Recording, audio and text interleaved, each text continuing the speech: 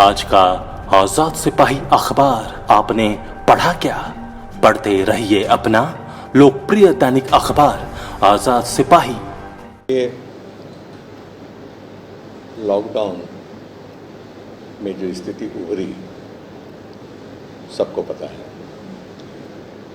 हमारा बजट जो बना हुआ है वो सामान्य दिनों के लिए, सामान्य बरस के लिए। आपने ठीक कहा कि नई परिस्थिति पैदा हुई है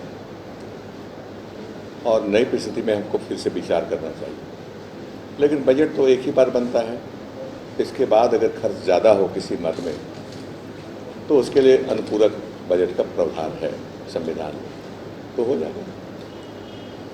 देखिए, अभी हम लोग जो विचार कर रहे थे उसमें प्रवासी मजदूरों या यहाँ के ज़रूरतमंद लोग हैं, गरीब लोग हैं, जो राष्ट्रीय खाद्य सुरक्षा नियम के तहत सुपात्र हैं, एलिजिबल हैं अंग्रेजी में, उनको भोजन कराना है, उनको खाना देना है, अनाज देना है उनके बीच में। इस पर भी चर्चा हुई हम लोग के बीच में, कैसे होगा। राज्य सरकार की वित्तीय स्थिति की एक सीमा होती है किसी भी राज्य की, उसको भारत सरकार पर निर्भर करना पड़ता है। और ये कानून भी है जिसके तहत हम अनाज वितरण कर रहे हैं, वो भारत सरकार का ही कानून है और भारत सरकार की जिम्मेदारी है कि ज़रूरतमंदों को अनाज दे। भारत सरकार ने दिया भी है, ऐसा नहीं है कि नहीं दिया है, दिया है। लेकिन हमारी मांग है कि ये 1 महीना 2 महीना से नहीं होगा। इस स्थिति से निपटने के लिए कम से कम 6 माह तक फ्री अनाज हर गरीब को दिया जाए, 6 माह तक, तब जाके स्थिति को काबू में रखा जा सकता है। पहले ये है। बाकी जहाँ तक रोजगार की समस्या है, रोजगार देने की बात है, तो हमारे आदरणीय मंत्री आलमगीर आलम साहब ने आपको बताया कि अभी तक के नियम के अनुसार, मनरेगा कानून के अनुसार 100 दिन का रोजगार देना है। लेकिन ये अभी जो अवधि है 100 दिन की, वो नाकाफ़ी है। हमको कम से कम 200 दिन का काम देना पड़ेगा, तब लोगों को रोज़गार मिल पाएगा। साथ साथ इकोनॉमिक के रिवाइवल के लिए, अर्थव्यवस्था को पुनर्जीवित करने के लिए भी ज़रूरी है।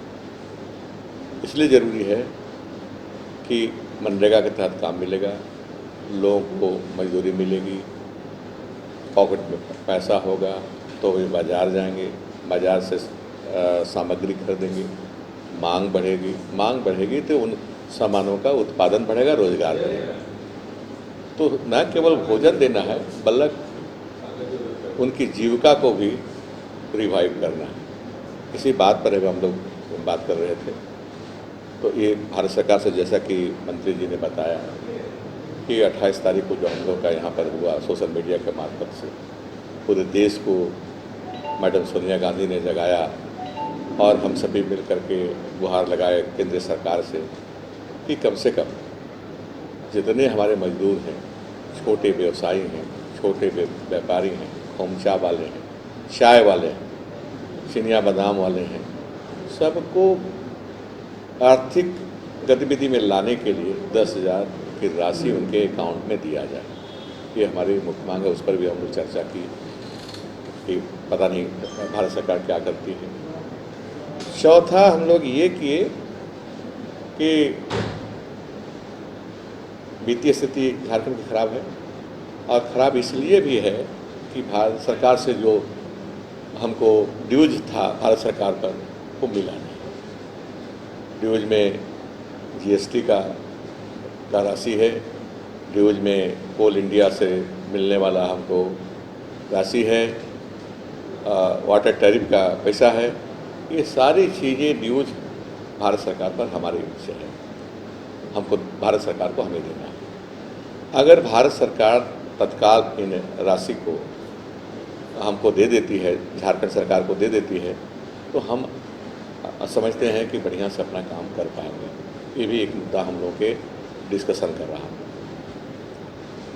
तो इसी तरह से पॉजिटिव केसेस आ रहे हैं, तो बुद्धिमानी तो इसी में है कि बढ़ाया जाए। हाँ, ये कहेंगे जीविका को बचाने के लिए छूट पहले से ज़्यादा मिले, है ना, ये कहेंगे। Thank you. उसको थोड़ा समय लगेगा भंडारण की भी, और आप नहीं कह पाए, मैं खुद कहता हूँ कि उनको भुगतान पर विलम्ब हो रहा है ना। आपने पूछा नहीं, लेकिन मैं बताना चाहूँगा जनता को, किसान भाइयों को, कि भुगतान में भी देरी हुई है, नहीं ऐसी बात नहीं। कारण ये है कि जो भुगतान करते हैं पदाधिकारी, प्रबंध निदेशक, वो रिटायर कर गए, और रिटायर कर गए तो अभी किसी तरह से उनके जगह पर एक प्रतिनिधि में अफसर लाए हैं, वो शुरू कर दिए हैं काम शुरू हो गया है, और भुगतान जल्दी से जल्दी हो जाए।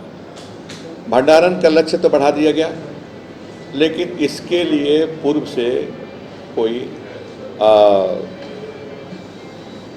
प्लानिंग नहीं किया गया। जो हमारे पास पैक्स के गोदाम थे वो स्थित थे, वही थे।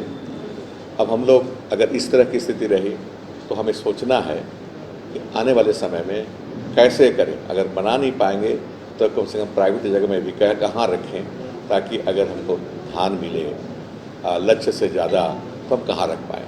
ये प्लानिंग की ज़रूरत है, और हम करेंगे उसको।